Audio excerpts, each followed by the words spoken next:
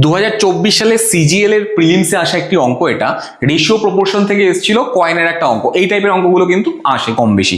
আচ্ছা, এখানে কি বলেছে, a money bag contains 1 rupee, 5 rupee and 10 rupee coins in the ratio 3:5:7।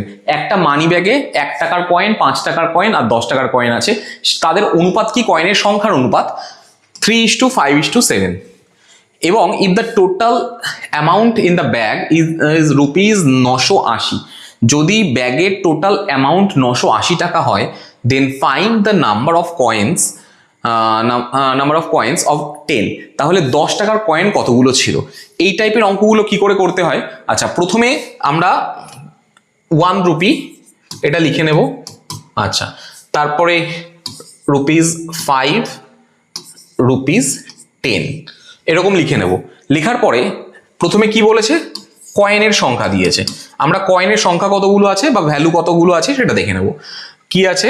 3:5:7 এই অনুপাতে আছে।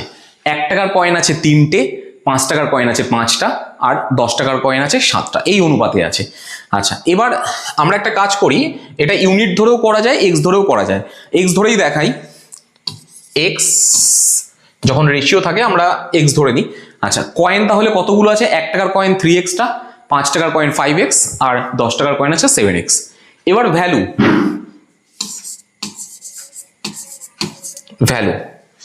1 টাকার কয়েন যদি 3x থাকে তার ভ্যালু কত হবে? মানে বলতে চাইছি যে 1 টাকার কয়েন যদি 10টা থাকে তাহলে তার ভ্যালু কত হবে? 10 টাকাই হবে।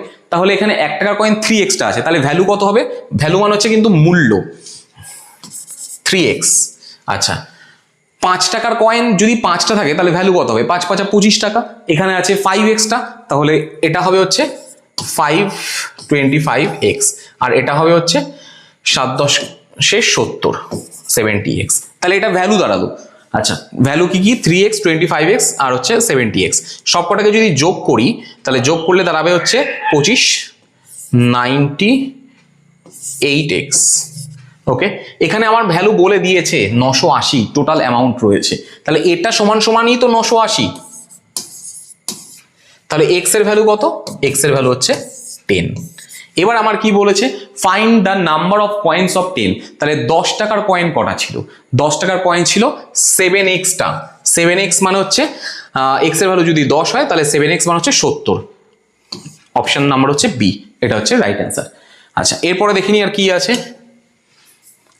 এটাও একটা কয়েনের থেকে আসা অঙ্ক, রেশিও প্রপোর্শন থেকে আসা কয়েনের অঙ্ক। এটা সিপিও 2018 সালে প্রিলিমসে এসেছিল। আচ্ছা, এবার এখানে অঙ্কটা আগেরটাই ছিল টাকায়, এটা দিয়ে দিয়েছে পয়সায়।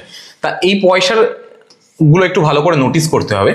প্রথমে যা আছে 50 পয়সা লিখে নি, 25 পয়সা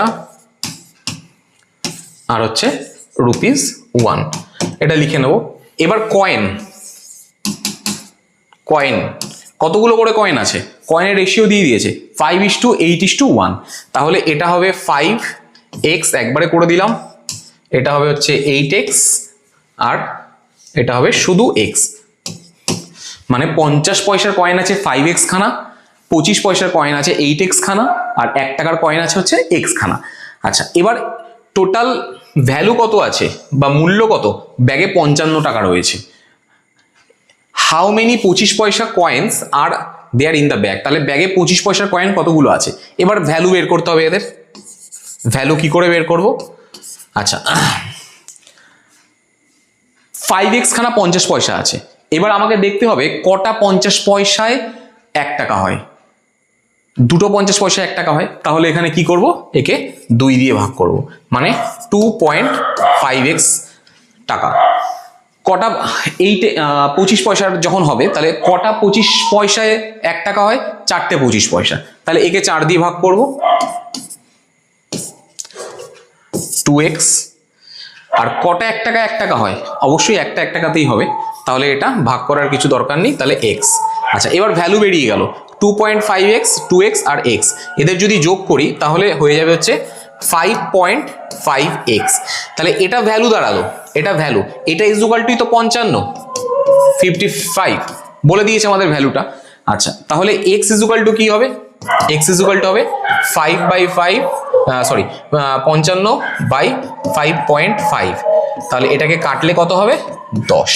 তাহলে এক্স এর ভ্যালু আমার কত দাঁড়াচ্ছে 10। How many 25 paisa coins are দেয়ার, তাহলে 25 পয়সা কত ছিল 8x ছিল, এক্স এর ভ্যালু কত বেরোলো 10, তাহলে 8x মান হচ্ছে 10 ইন্টু 8 মানে হচ্ছে 80। এটা হচ্ছে ডি নাম্বার অপশন। কয়েনের অঙ্কগুলো কিন্তু কম বেশি রাজ্য সরকারের পরীক্ষাতেও আসে এবং দেখা যাচ্ছে এসএসসি সিজিএলেও দেওয়া হয়েছে। তা এই অঙ্কগুলো একটু দেখে নেবে, যদি কোনো ইস্যু থাকে তাহলে আমাকে কমেন্ট বক্সে বলো, আমরা আরো চেষ্টা করবো আরো বেটার কিছু করাবো।